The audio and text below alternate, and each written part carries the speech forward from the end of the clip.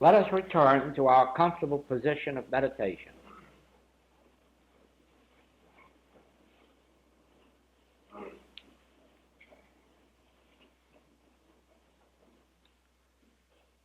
Now we have in our mind this person whom for so long we've been malpracticing, bearing false witness against. And now we are going to perceive something.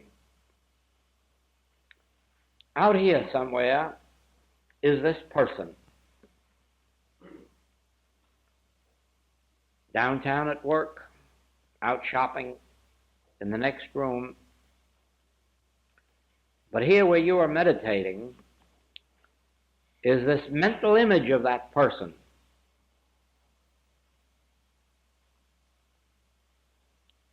Nothing at all like what the person is. If you could draw a picture of that person as you're seeing them and show it to them, they'd never recognize themselves. And of course, it is the same thing probably if most of the people of this world who know you could just write down what they think about you, you would never recognize it as yourself.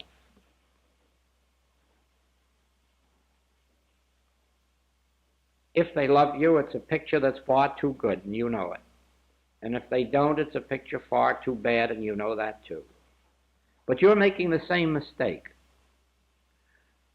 The person in whose favor you are prejudiced, you're thinking far too good about. They don't deserve it humanly. And the other one, you're bearing false witness against, and they don't deserve it. Now let us forget the good that we believe about some.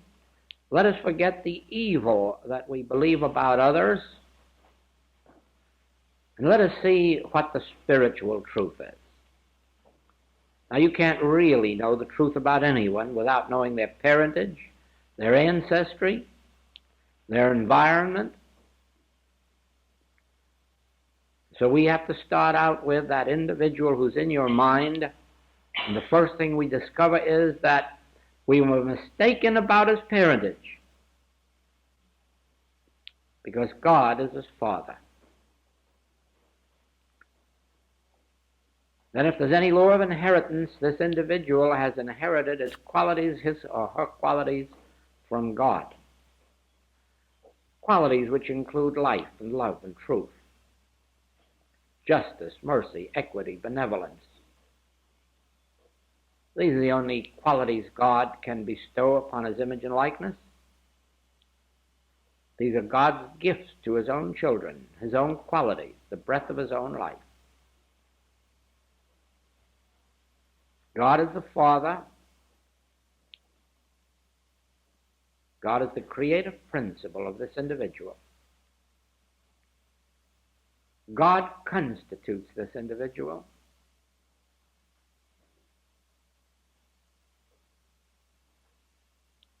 God made him in his own image and likeness, imbued with his own qualities. God's grace is upon this individual.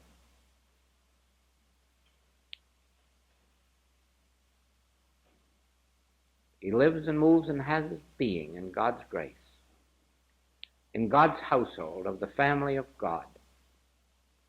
This is his true identity, his true individuality, his true being. God is infinite, therefore the qualities of God are infinite good. And beside God there are no others. No other creative principles, no other powers, no other qualities. God is one.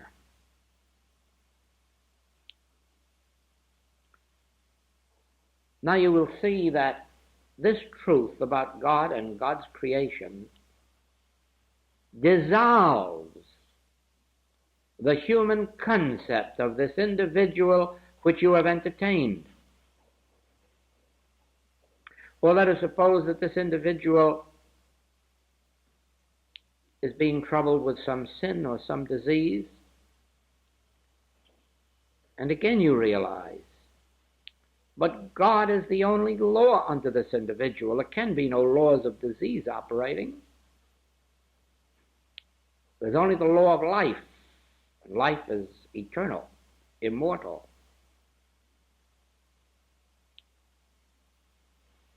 This person has no life to be diseased. It never had a life to be born. It never has a life to die. God constitutes the only life there is.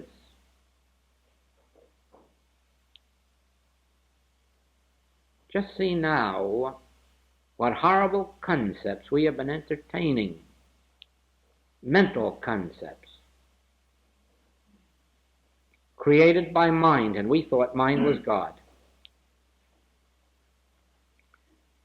By the time we get through, we will find that any creative activity of mind is really devil.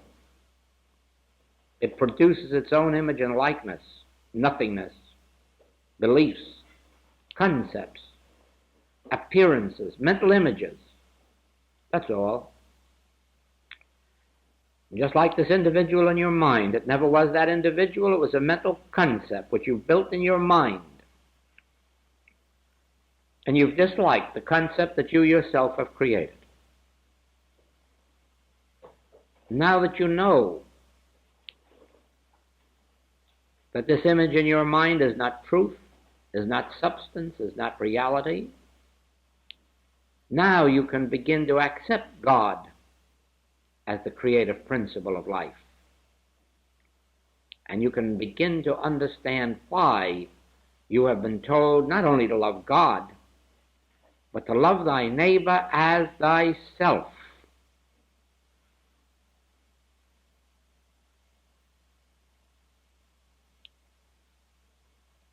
Inasmuch as ye have done it unto the least of these my brethren, ye have done it unto me.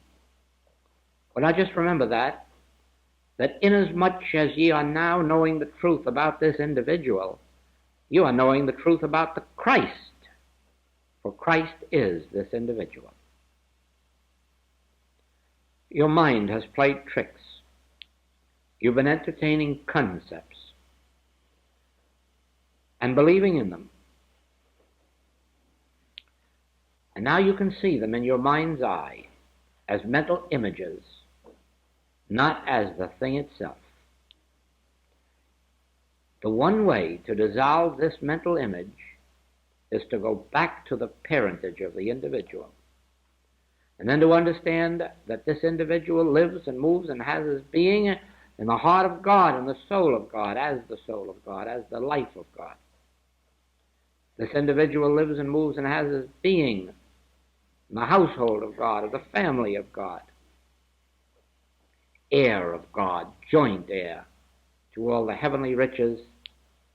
And all the time you're doing this, that false mental concept which you have built, which you're entertaining in your thought, and which is turning on you and rending you,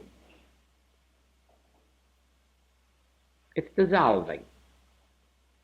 And when next you set your eyes on that person, love will begin to flow out from you to them, because you will more nearly see them as they are. And when you behold him as he is, you'll be satisfied with this likeness.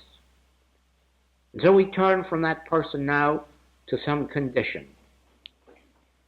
We don't care what that condition is: rheumatism, lumbago, deaf, dumb, blind. Is it a condition? Or is this some picture that the universal human mind has drawn and which you have accepted? Is this not judging by appearances?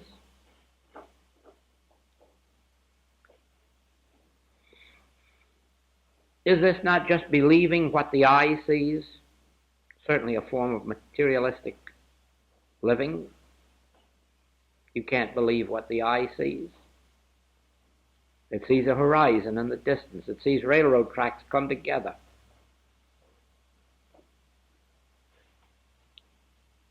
You have to see with your inner vision. Well, let's see. Whatever this condition may be, Isn't it a mental image in your thought? And if not in your thought, isn't it a mental image in the universal thought or belief or mind? Is it really God created? Well, let's find out. Has it existed since the beginning, like 2 times 2 is 4? Is it as eternal as apples coming from apple trees? Now, that tells the story, doesn't it? This thing about which you're thinking had a beginning, so it must have an end, because it hasn't the law of God to support it. It hasn't the life of God to perpetuate it. It hasn't the soul of God to maintain it, to feed it, to sustain it. You see, the substance of all life, of all real life, is in the word I. Now follow me. I am the bread and the wine and the water. I am life eternal. I am the resurrection. I will never leave thee nor forsake thee. I am with thee. So you see, I is that which is the substance of all that endures from everlasting to everlasting. Therefore, I cannot be the life of sin or disease. I can only maintain that which was created in the beginning. Now just think. This exists, this condition, as a mental image in thought. You're not responsible for it. Don't believe that your wrong thinking brought it on. Don't think that your right thinking is going to take it away. It was brought on by universal belief. The mere fact that we were born is the guarantee that we shall, until we die daily and are reborn of the Spirit, we shall be carrying problems around with us. Makes no difference whether you're a good man or a bad man, good woman or a bad woman. You're going to have lots of trouble as long as you're a human. You're going to stop having trouble when you start dying daily and are reborn of the Spirit.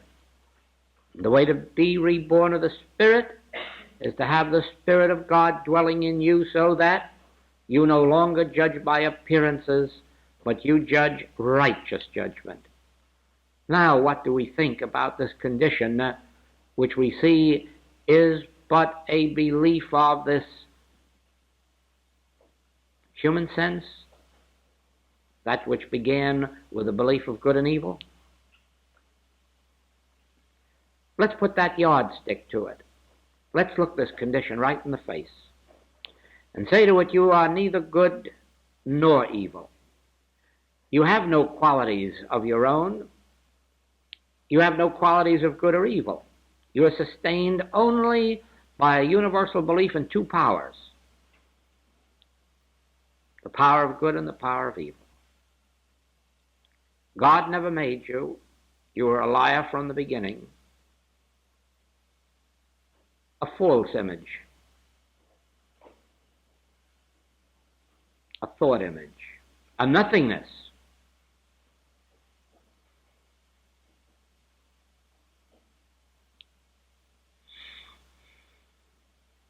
And again, knowing this truth dissolves the appearance of either good or evil.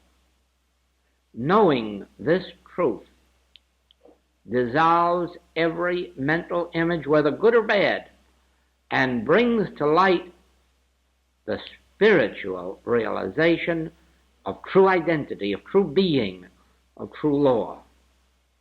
Now, when you have come this far with me, so that you've seen how you've been bearing false witness against your neighbor as man, woman, or child, when you go the next step and see that every condition in life that you have been battling, you haven't been able to destroy because you've been battling it, that very battle has perpetuated it.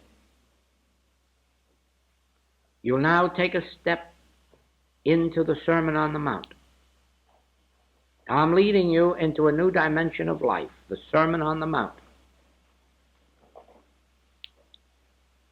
And here, recognizing that there is no power in a mental creation, no power in a mental image, no substance, no law, no reality. You resist not evil. Now you relax.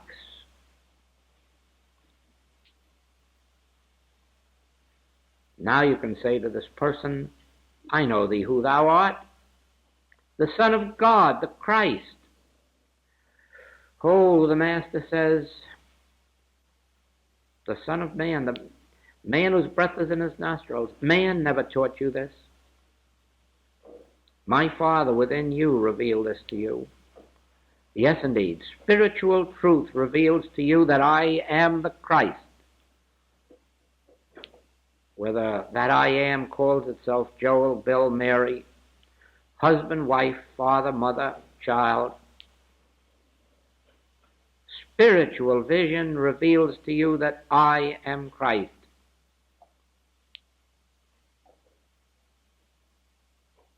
Spiritual vision reveals to you that God never created evil. And therefore, evil doesn't exist, except as a nonsensical image and thought, a nothingness, the arm of flesh.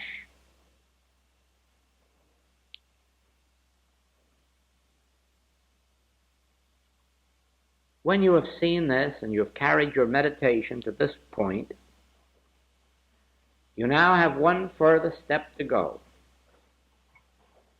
And that is to be very still and invite the Father to reveal himself. Speak, Lord, thy servant heareth. Now is the place where the still small voice comes in. It utters its voice, and this whole mental picture melts away.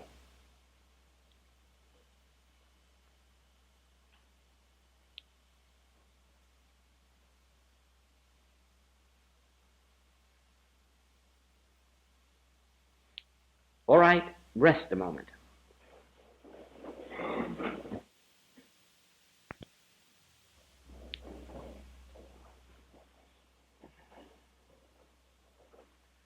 What we're doing tonight is really taking this subject of God's kingdom, my kingdom, Jesus called it, my kingdom on one side and the world on the other. My peace give I unto thee, not as the world giveth, my peace. And that's what we are setting up within ourselves, the kingdom of God. My peace, the peace that comes through the still small voice. But not only peace, you can't have peace if there is sin or disease or poverty or war or rumors of war or depressions. You can't have peace. You can fool yourself into believing that you have peace, but it isn't. The only peace that comes is when there is no danger anywhere from anything. And there's only one way to eliminate danger, and that is to understand its nature. You can't battle it. You can't fight it. If you try to fight it with cap pistols, somebody will invent a revolver. If you use a machine gun, somebody is surely going to get some kind of a bomb. If you discover one medicine, somebody's got to find a stronger one. You never can overcome the dangers, the evils of this world by might or by power. The secret is by my Spirit, the still small voice. Every sin, every disease, every lack, every limitation, every danger, every bit of insecurity in this world must be overcome by my peace, by my grace, if you will. My grace, spiritual grace, not by might, nor by power, but by my grace. But the way to attain that is to understand the nature of these errors that appear to us. And the first thing we learn is that they are not persons, and they are not conditioned. And for that reason, we have in our infinite way work a principle which is called non-reaction. You do not react to appearances, regardless of whether that appearance is an evil person, a sick person, a dying person, or a threatening bomb person. You do not react to it because you see it not as person or condition, but as universal belief or appearance,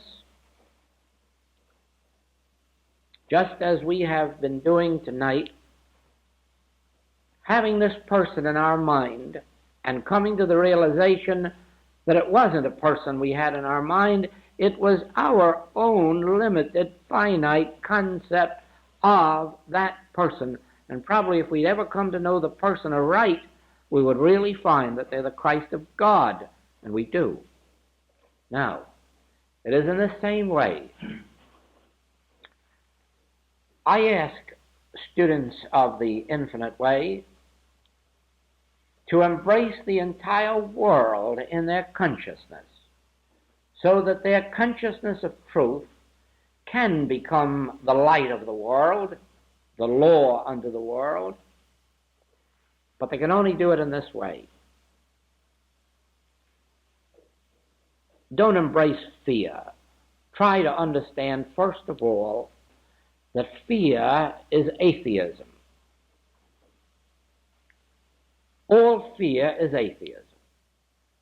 There has never been a person yet that had any fear that ever had a God. Only the godless can know fear. Why? Well, if you have a God, tell me, what is there left to fear? Why, you don't even need a God. If you could just walk down the street holding the hand of Jesus Christ, you'd have no fear. And that would be the highest representative of God, but not God. There's one greater than Jesus Christ, who said, I can of my own self do nothing. If I bear witness to myself, I bear witness to a lie. And yet, if he were here and you could hold his hand, you'd have no fear even of atomic bombs. So you know right well then that if you're fearing anything, you haven't a God. You may talk about it. You may join churches or movements. You may give yourself fancy names like metaphysicians, but you haven't got a God. No one can have a God and fear. It's an impossibility. God itself is the annihilation to all forms of fear, any form of fear. The God-fearing man, the God-loving man, doesn't even fear when he walks through the valley of the shadow of death. I will fear no evil, even though I walk through the valley of the shadow of death, for thou art there. If I make my bed in hell, there's a God-fearing man, there's a God-understanding man. No fear whatsoever. David with his little pebble up against Goliath. David had a God. He could have gotten along without the pebble, I'm sure. Jesus took spittle to a blind man's eyes. He could have gotten along without the spittle, I'm sure. Jesus didn't fear to touch a leper. All fear is atheism. Do you fear money or the lack of it? Do you fear bombs? Do you fear wars? Do you fear disease? Why? Why, are these more than God? learn first of all to wipe out fear in the realization there's God. God is. If you know no more truth than that, you can have no fear. Only the fact that God is enough. Why? Well, God cannot be low here or low there. God has to be in the very place whereon thou standest. God cannot be a respecter of persons, or races, or religions, or colors, or climes, or creeds. God is. That's enough. God is. Where I am, God is. All that God is, I am. The Spirit of the Lord God is upon me. Oh, do you not see then that the first healing everyone has to have is that of fear? Because until that is healed, they haven't a God. Well, now let's put it the other way. You really can't be healed of fear. It's an impossibility. No one has ever been healed of fear. Because where there's fear, there is the belief of danger. And of course, if there's a belief of danger, there must be fear. But fear is dissolved in the realization of God. You don't get healed of fear. What you get is God. You get a realization of God. You attain an awareness.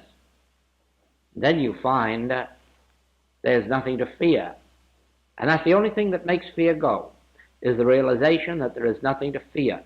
That is the truth of every spiritual healer. No spiritual healer can heal any person or condition. No spiritual healer can be successful in healing while he's fearing the condition that he's called upon to heal. Cannot be. Might as well turn the case over to someone else if he fears it. If it's an infectious disease, contagious disease, and he's afraid to go into the home and sit by it, he shouldn't be on the case. If there's any condition there that threatens danger to him or her, they shouldn't be on the case. No one should be a spiritual healer while in them is a fear. For in them there is not yet God. And God realized is the only healer. Man isn't a healer and can't be. And all of the truth thoughts that are in all the books that have ever been written are not healers. God realized is the healer. But God realized gives you the 23rd Psalm. The Lord is my shepherd. I shall not want. No fear. Yea, though I walk through the valley of the shadow of death, I will fear no evil. My death or your death, I will still fear no evil, for thou art there. I am there. God is. Now, there is only one way for any of us to come into the realization of God. Let me tell you this. Let me give it to you out of a lifetime of experience. Reading books will not give you the assurance that God is. You've read all those books. You've read the Bible. You've read lots of metaphysical books. If fear hasn't been removed, reading another book won't do it. Or reading another author won't do it. It's not the way. There's only one way. The still small voice. It has to come up from within your own being to assure you. Nothing that another can say, nothing that another can write will give you the knowledge. Yes, you can accept it or reject it. But the assurance must come up from within your own being, and that is why so many years of my life are being devoted to the subject of meditation, practicing the presence of God, living consciously morning, noon, and night in the realization of God's presence, for there's no other way. Now, problems come to me, sometimes my own, sometimes the infinite way, sometimes yours. I have only one way of meeting them, and that is to be still inside and let the still small voice take over. Now we are facing conditions which make your problems and mine so nonsensical that we as infinite way students should be wasting very little time on our own problems. We are facing world problems. And the world is facing an issue. You might think that there are 1,000 problems in this world today, and I'm going to tell you that there is only one problem. I don't care whether you are thinking in national terms or international terms, or whether you're thinking in terms of disease or lack. There is only one problem for every student of the infinite way to concern themselves with. Material or mental power, or my power. That's all.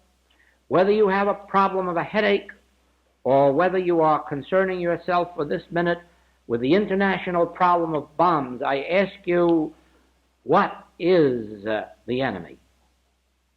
And the enemy is material sense. The enemy is the universal belief that material force or mental force can control this world. And the truth is, this world is governed by the still small voice. It is possible to remove sin, disease, death, lack, limitation, and all war from the face of the earth, just as Jesus stilled the storm at sea through the still small voice. Whether you are dealing with a threatened tidal wave, hurricane, or all these threats of wars, you have only one answer in the infinite way. Is material power power? Is the mental power of these dictators power? Or is the still small voice still the only power? Now you first must demonstrate this in the small things which concern your own health and supply and human relationships. Then you have to demonstrate this in helping your friends, your relatives, your neighbors, your community. You have to demonstrate this in healing the sick, wherever they are, whatever call may come to you. Then you must have these periods, at least one every single day, in which you accept your responsibility first as a citizen of your country, second as a citizen of the world. And you have to give one period a day, at least, to this question: what enemies confront us today? When you boil it down, you'll come down to the fact that it's material sense.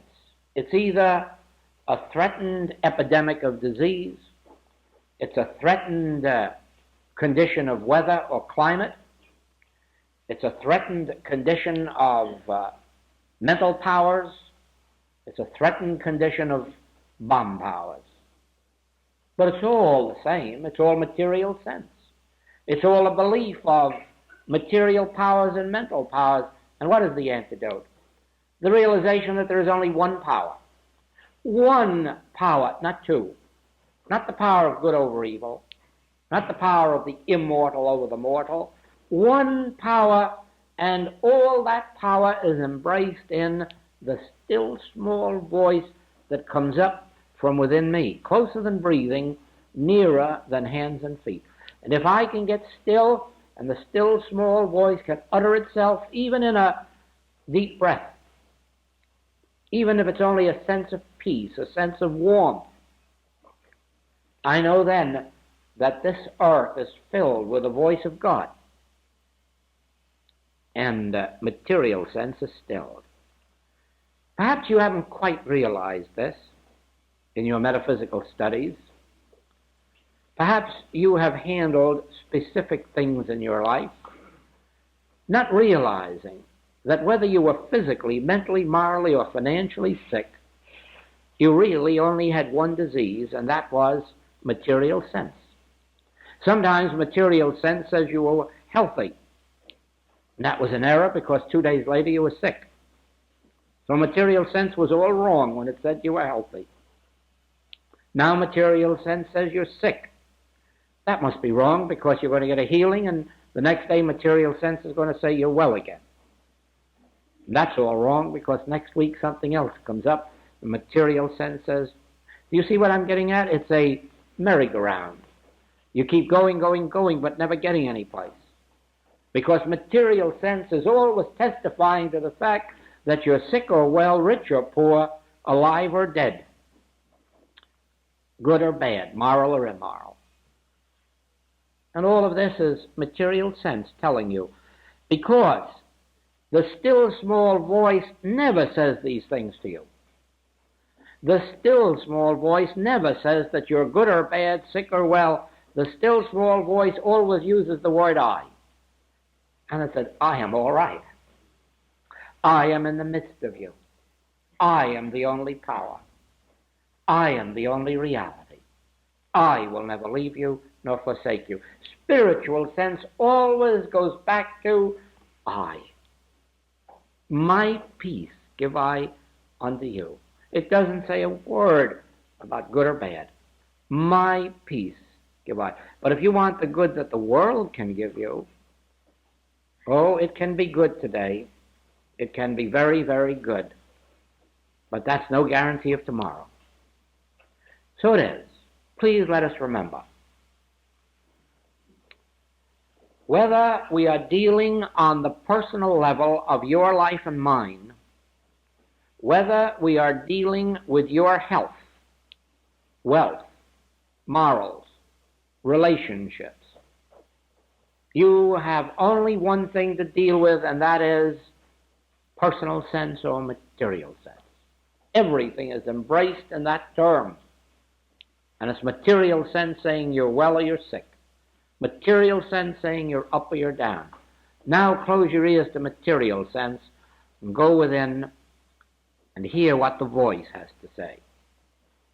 And how many times you'll hear it say, I will never leave thee nor forsake thee. I will be with thee unto the end of the world. Fear not. Be of good courage. If you go in the waters, you will not drown.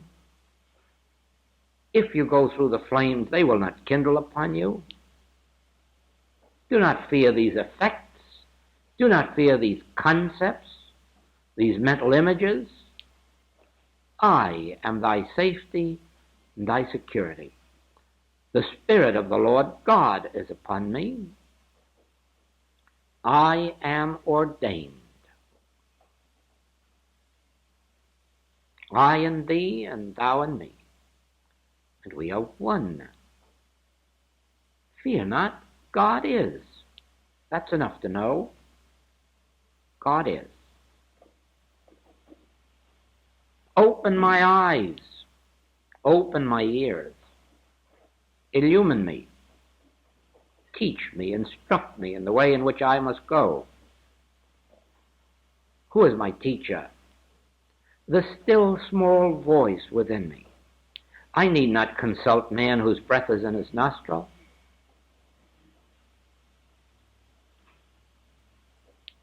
He that is within me is greater than he that is in the world. Be still. Be still. Learn to trust the still small voice. Learn to be at peace. Learn to see that there's no power in the objective world. Do not fear anything that man can make. Why should you fear the creature? Why should you love the creature more than the Creator?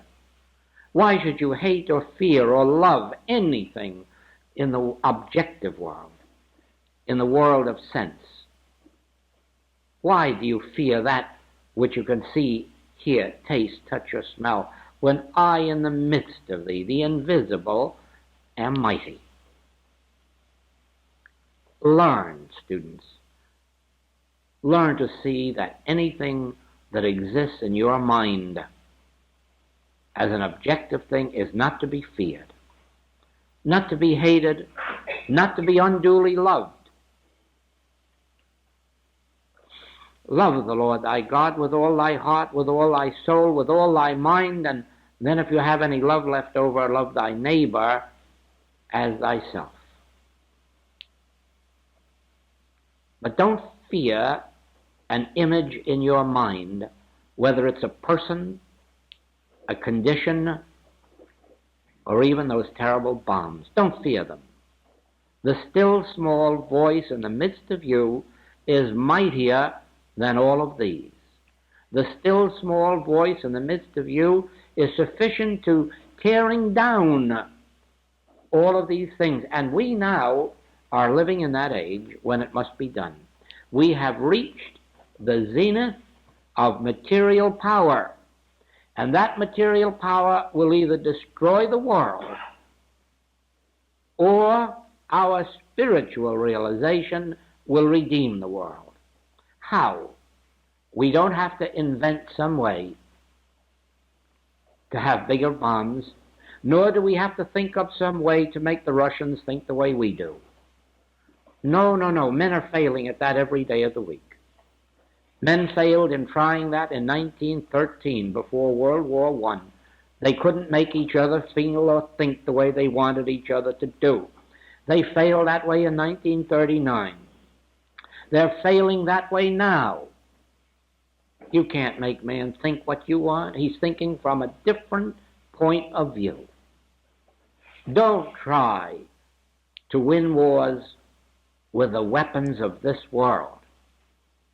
No, not any more than you want the physical ills of your mind or body to be healed with physical remedies. You come to the place now where even if you have to resort to them, you don't like the idea and you don't want it. You've come to the place now where you know that every healing should be by spiritual means. And it hurts you more than it hurts anyone else in this world when you find that in some eventualities you have to sometimes resort to a material remedy. It even gives you a guilt complex, many of you. And that's because you have seen that really and truly God is the only power. And you're just mad when you can't demonstrate it. Now, so it is in this world. You know as well as I do that this world is to be saved not by might, nor by power, nor by any agreements that men make among themselves, but by my Spirit, by the still small voice.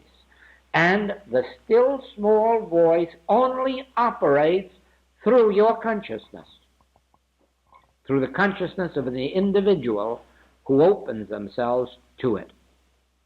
That is why you not only have to go to a practitioner for help, it's why you have to find a good one. It's because anyone won't do. Any person can't be a practitioner. It has to be some particular person. Why? Because it has to be an individual who has been able to open themselves for that still small voice to come through. It isn't every person who can get a degree. It isn't every person who can get a diploma that can heal. Heavens, they're a dime a dozen. But the person who can so live as to be an avenue through which the still small voice can come, there's your healer, and that's who you have to find to do your healing work So it is with the world. The world isn't going to be healed or saved by people going to church and praying God to please save my people. Oh, no. No, that's been tried. The Americans prayed for their side in the war, and the English prayed for theirs, and the Germans prayed for theirs, Japanese prayed for theirs, and the one that got there first with the mostest won. God had nothing to do with it. It's too late now for anyone to get there first with the most. Now, the fate of the world is in the hands of the spiritual saints and seers and sages. They must come into their own, or the world is already lost. If we do not prove now that the still small voice can annihilate the storms at sea, the storms in men's mind, because what I've tried to show you here tonight is this: the only error there is in your mind. Once your mind has settled down and become calm, there's no more error there. No more hate, envy, jealousy, malice. No more rheumatism, no more lumbago, no more headaches. The minute you have the still small voice, you have peace. The minute you have peace, you have plenty of everything. This week, that is what we hope to show forth, that you will go out of here at night without thought, without taking thought, for what you shall eat or what you shall drink, or wherewithal you shall be clothed, or how you shall be healed. That you shall go out of here at night in such a state of peace and calm that if you have a conscious thought, it will be, thank you, God is. That's all. No deep metaphysics. Please, you don't need deep metaphysics. Nobody does. We need the simple little truth that God is, and that's enough to know. We need the simple little truth that the still small voice is still the power that destroys the illusions of all this world. And so when you go out of here, just go out with peace. Just go out with an inner assurance that you're carrying something greater within you than anything that you will ever have to meet in this world. And it's closer to you than breathing. It's that voice. It's that smile of God. It's that something that the Master called my peace. Now, my peace doesn't come to you. My peace is something that you let flow out from you. Please, please, please, students, don't go around looking for my peace. You won't find it. It can't come to you. It has to be released from within you. Wherever you go, you have to carry the idea, my peace goes before me. This presence goes before me. My peace is sufficient. My grace, thy grace is sufficient. You carry that, and then the people out here in this world all feel that benediction which you are releasing. Don't you expect to get my peace. Don't do it. You are the ones in this world who must bring my peace to the world. You're not the ones to get it. You're the ones to share it. You're the ones to walk up and down this world smiling in the realization God's grace is our sufficiency. Just think what that does to all these fears of bombs. Thy grace is my sufficiency.